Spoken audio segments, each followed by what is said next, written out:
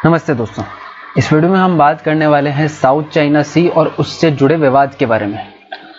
अभी हाल ही में आपने अगर न्यूज़पेपर पढ़ा होगा तो आपने देखा होगा कि चाइना कोविड-19 के बीच में अपना एग्रेशन जो है साउथ चाइना सी में वो फिर से बढ़ा रहा है। उसने कुछ 80 आइलैंड्स को वहां पे नाम कर दिया है, उनका नामकरण कर दिया है, उनको नेम कर दिया है।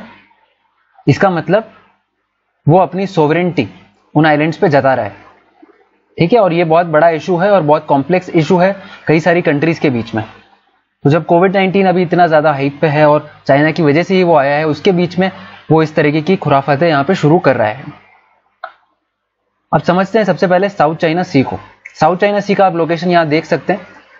यहाँ पे आपको दिखेगा चाइना, यहाँ वियतनाम है और फिलीपींस है, उसके अलावा मलेशिया देखेंगे आप। ये तो बेसिकली साउथ ईस्ट एशिया में यहाँ पे ये लोकेटेड है साउथ चाइना सी।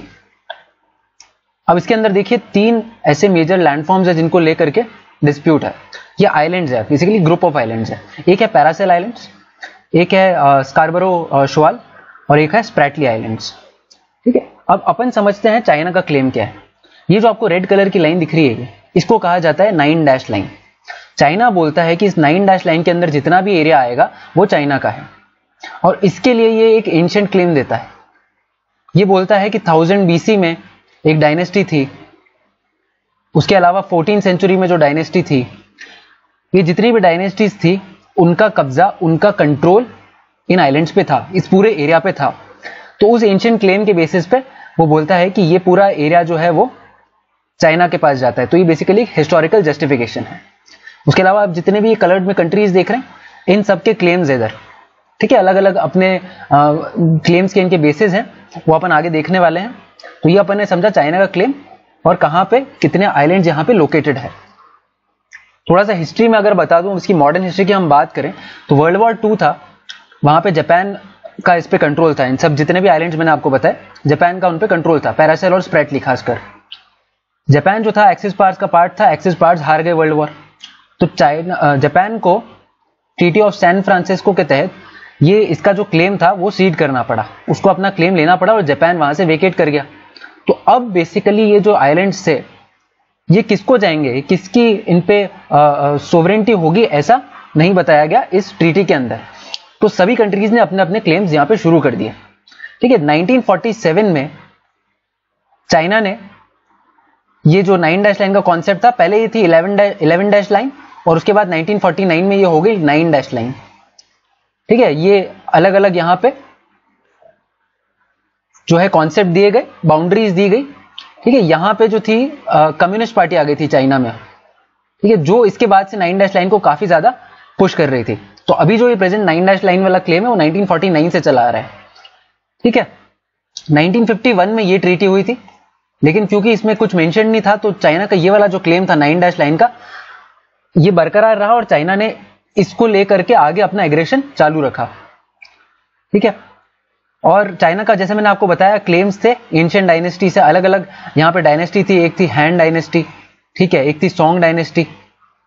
वो अलग अलग डायनेस्टी के बेसिस पे, उनके कंट्रोल के बेसिस पे ये क्लेम करता रहा कि ये जो पूरा रीजन है वो उसका है, ठीक है। उसके अलावा क्लेमेंट्स मैंने आपको बताया थे Vietnam, Philippines, Malaysia, Taiwan, Brunei, ठीक है। ताइवान को अभी अपन इतना कंसीडर नहीं करेंगे क्योंकि चाइना और ताइवान के बीच में अलग डिस्प्यूट है, ये सेपरेट कंट्री भी है कि नहीं वो अभी डिस्प्यूटेड है। तो इसीलिए अभी हम फिलहाल ज्यादातर बात करेंगे दूसरी कंट्रीज की, खासकर वियतनाम और फिलीपींस की, ठीक है। इनके क्लेम्स भी जो है थोड़े से एग्रेसिव है और सबसे ज्यादा काउंटर जो है चाइना को वो ये करते हैं, ठीक है। तो आप देख सकते हो ये 3 एरियाज हैं और ये सारे इसके क्लेमेंट्स हैं, ठीक है।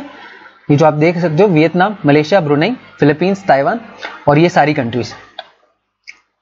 अब ये क्लेम करते हैं तो क्लेम करने का कोई इंपॉर्टेंस है, ठीक है। तो केवल हिस्टोरिकल बेसिस पे नहीं होता है।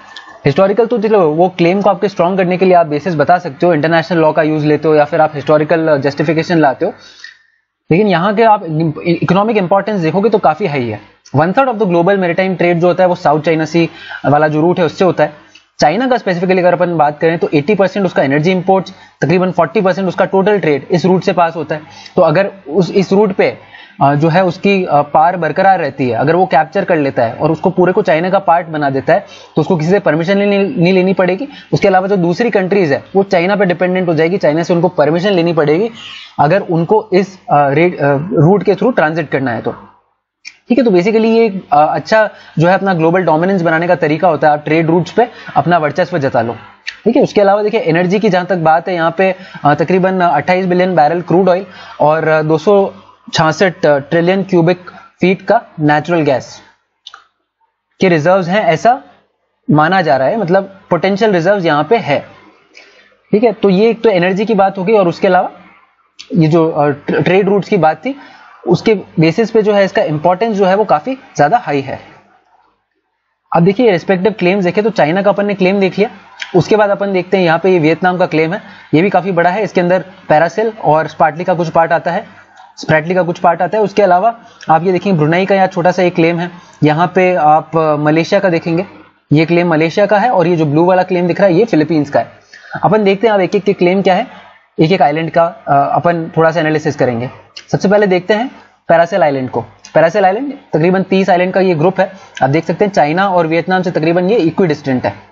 ठीक है, और दोनों ही इसको क्लेम करते हैं और दोनों की ये जो बेसिस है कहीं ना कहीं यहाँ पे हिस्टोरिकल जस्टिफिकेशन ये देते हैं। चाइना ने मल्टीपल टेक्स्ट यहाँ पे बताई थे, ऑब्वियसली चाइना बोल रहा है 14 सेंचुरी से तो यहाँ पे कंटिन्यूस चाइना का ही जो है वर्चस्व रहा था, और उसके अलावा वियतनाम यहाँ बोलता है लेकिन कि 15-17 सेंचुरी के कुछ टेक्स्ट हैं जिसमें ये साफ साफ है कि वियतनाम के जो कुछ रूलर्स थे पहले वो यहाँ पे आकर के रहे थे और यहाँ पे उन्होंने रूल किया था। 1954 में 51 में ट्रीटी हुई थी, उसके बाद से क्लेम्स जो है वो चलते रहे सैन फ्रांसिस्को ट्रीटी के बाद, और उसके बाद देखिए वियतनाम और चाइना में टेंशंस एस्केलेट हुए थे 1954 में। 1974 में एक वॉर हो गया था, बैटल ऑफ पैरासेल आइलैंड, उसके अंदर चाइना ने जो है ऑक्यूपाई कर लिया पूरा लैंड मास। 1982 में वियतनाम ने भी फिर बोला कि हम भी अपना जो एडमिनिस्ट्रेशन है यहाँ पे एक्सटेंड करेंगे और पैरासेल आइलैंड के कुछ पार्ट्स अब हम एडमिनिस्टर करेंगे। 2012 में टेंशन जो है काफी ज्यादा एस्केलेट हो गए, वो रिवाइव हो गए जब चाइना ने वहां पे एक सिटी बनाना शुरू कर दिया, वहां पे सिटी बना दी और उसको बोला कि यहां से वो पूरे पैरासेल और इवन स्प्रैटली आइलैंड को एडमिनिस्टर करेगी। ठीक है, सांशा सिटी था उसका नाम, ये आप देख सकते हैं कुछ, यहाँ पे उसने काफी ज्यादा कंस्ट्रक्शन कर दिए हैं, यहाँ पे अब लोग भी रहते हैं, वो आसपास के एरियाज में पेट्रोलिंग भी करता है चाइना, उसके अलावा देखता है कि कोई बिना उसकी परमिशन के यहाँ पे ना आए। ठीक है, फिर से रूट देखते हैं और फिर से अपन देखते हैं यहाँ पे अब है स्प्रैटली आइलैंड। ठीक है, स्प्रैटली आइलैंड का जो पूरा मुद्दा है उसको समझने से पहले अपन एक बार कॉन्सेप्ट समझते हैं एक्सक्लूसिव इकोनॉमिक जोन का। ठीक है, ये एक कन्वेंशन है, united nation convention on laws of sea. ये बेसिकली ऐसा कन्वेंशन है जिसमें कहा जाता है कि किस कंट्री के पास कितना समुद्री एरिया है उसके ज्यूरिसडिक्शन के अंदर, और अगर कोई दूसरी कंट्री उस ज्यूरिसडिक्शन के अंदर जाती है तो वो जो है वो एक इंटरनेशनल लॉ का ब्रीच होगा और उस कंट्री को जो है पीछे हटना पड़ेगा जो अपना क्लेम जो है एग्रेसिवली दूसरी कंट्री पे थोप रही है। अब जैसे चाइना जो है, चाइना ने पूरा एरिया बता दिया अपना, है ना, और बाकी दूसरे यहाँ पे कुछ कंट्रीज थी जो भी बोलते हैं कि इंटरनेशनल लॉ के हिसाब से उनके पास आना चाहिए, लेकिन चाइना क्योंकि बीच में आ गया तो यूएन क्लॉज जो है वो ऐसी सिचुएशन के लिए ही है। अब यूएन क्लॉज के अंदर एक चीज मेंशन जो की गई है, कॉन्सेप्ट जो मेंशन किया गया है वो है EEZ का, एक्सक्लूसिव इकोनॉमिक जोन का। उसमें क्या है कि ये कोस्टल लाइन है, यहां से कुछ 200 नॉटिकल माइल्स, एक नॉटिकल माइल में 1.85 किलोमीटर होते, 200 नॉटिकल माइल्स का जो एरिया होगा इस कंट्री की कोस्ट से वो इस कंट्री के ज्यूरिसडिक्शन के अंदर आएगा और उस वाले एरिया में इस कंट्री को एक्सक्लूसिव राइट है यहाँ पे इसकी रिसोर्सेज को एक्सप्लॉइट करने का, फिशिंग करने का, एक्सप्लोरेशन करने का। ठीक है, तो ये है EEZ का कॉन्सेप्ट।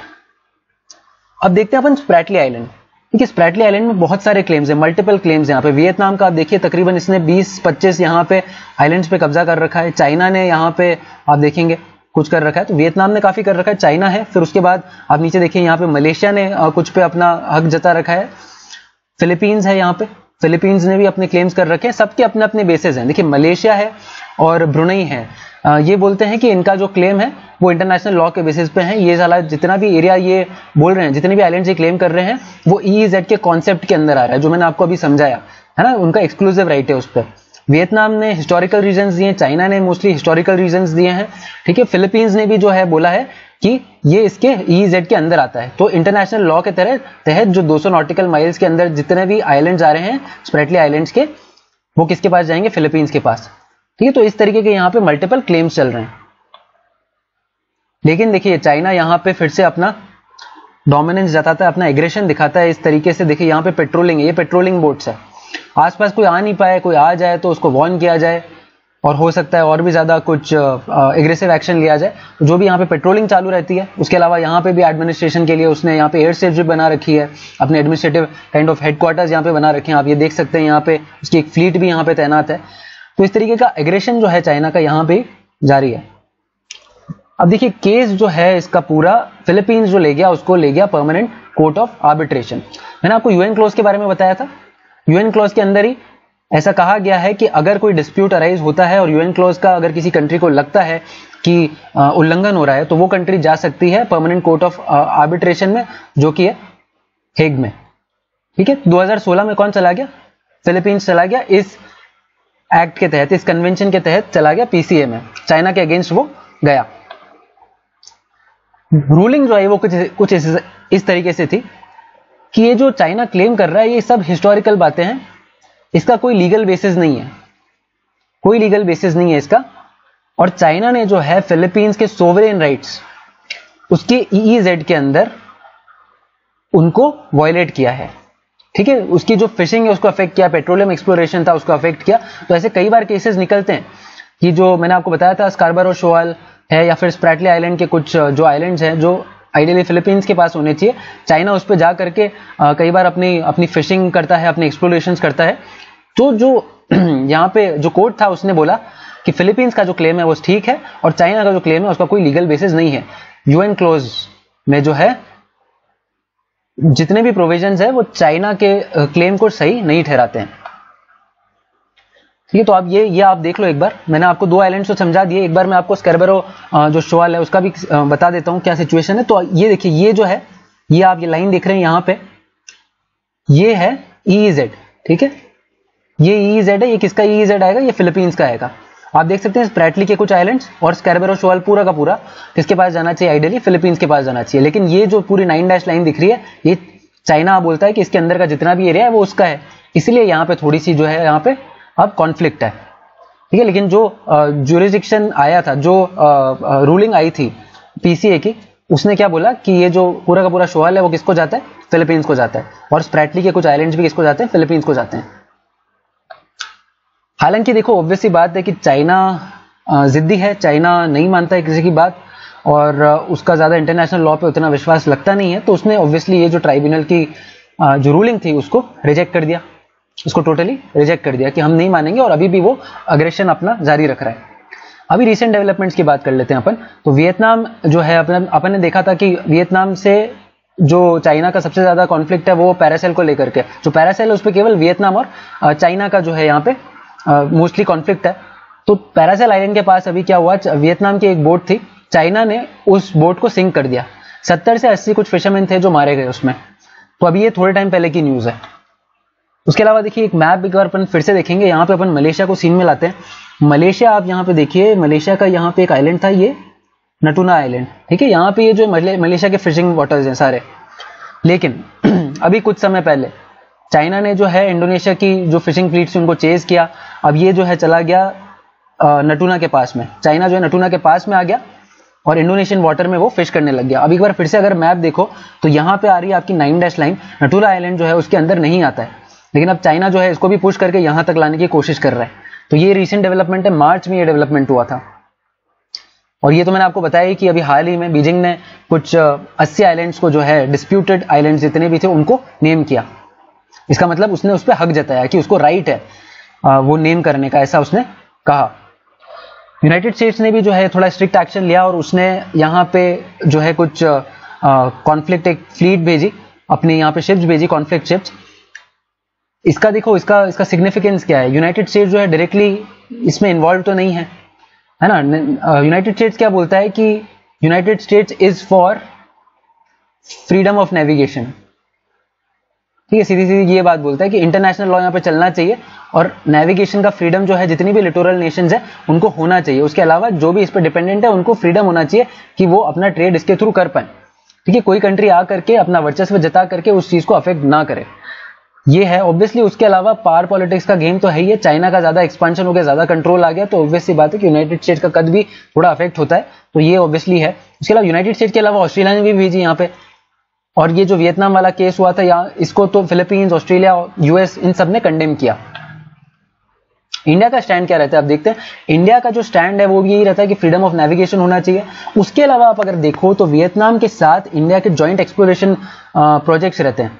ठीक है, वहां पे ऑयल और गैस के जो पोटेंशियल रिजर्व्स ऐसा माना जाता है उसको एक्सप्लोर करके उसको एक्सप्लॉइट करने की यहाँ पे बात होती है वियतनाम के साथ। हालांकि चाइना को ये बात बिल्कुल नहीं जमती है, चाइना ऑब्जेक्ट करता है जब भी इंडिया जो है इन्वेस्ट करने की कोशिश करता है वियतनाम के साथ इन एक्सप्लोरेशन प्रोजेक्ट्स में। ठीक है, तो ये रहता है इंडिया का मोस्टली। और इंडिया को देखो स्टैंड लेना जरूरी है, इंडिया ज्यादा एग्रेसिव स्टैंड नहीं लेता है, बट स्टैंड लेना इसलिए जरूरी है क्योंकि चाइना जो है अपना प्रेजेंस इंडियन ओशन में भी बढ़ा रहा है, और इंडियन ओशन में जब उसका प्रेजेंस बढ़ता है तब ऑब्वियसली इंडिया डायरेक्टली अफेक्ट होता है ना। तो ये ऑब्वियसली डिप्लोमेसी के लिए जरूरी है कि इंडिया एक स्टैंड जरूर ले, और इंडिया जो स्टैंड लेता है वो एकदम लीगल बेसिस पे अपना स्टैंड लेता है। ठीक है, और थोड़ा ऑब्वियसली यहाँ पे सॉफ्ट डिप्लोमेसी इंडिया की भी चलती है। तो ये पूरा था इशू आपका साउथ चाइना सी का अभी, और इंक्लूडिंग रीसेंट डेवलपमेंट्स। मेरी आपसे गुजारिश है कि अगर आपको वीडियो अच्छा लगा है तो चैनल को सब्सक्राइब जरूर करें, इस वीडियो को लाइक करें, इसको आगे ज्यादा से ज्यादा शेयर करें। कमेंट करके आप बता सकते हैं आपको वीडियो कैसा लगा, आप डिमांड कर सकते हैं आपको किस चीज पे वीडियो चाहिए। चलिए ठीक है, आप सब्सक्राइब बटन जरूर दबाएं, साथ के साथ बेल आइकन भी दबाएं ताकि आपको नोटिफिकेशन मिल जाए। अगले वीडियो में आपसे फिर मुलाकात होगी, तब तक के लिए बहुत बहुत धन्यवाद।